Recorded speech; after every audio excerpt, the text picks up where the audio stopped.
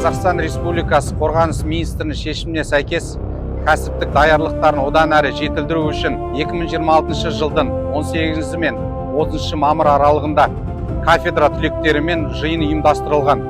Бұл жиын 29219 әскери бөлім аумағында жүргізілуде. Сабақтарды жүргізу үшін білікті мамандар, кафедра бастықтары, аға офицерлер, қызмет бастықтары тағайындалған. Бұл жақта біз әскери кафедрада алған білімімізді еске түсіріп, біліктілігімізді, кәсіби білімімізді арттырып жатырмыз. Ату дайындығы бойынша, тактикалық дайындық бойынша және жалпы әскери жарғы дайындығы бойынша күн тәртібі өзіміздің менталды және физикалық дайындығымызды шыңдап жатырмыз.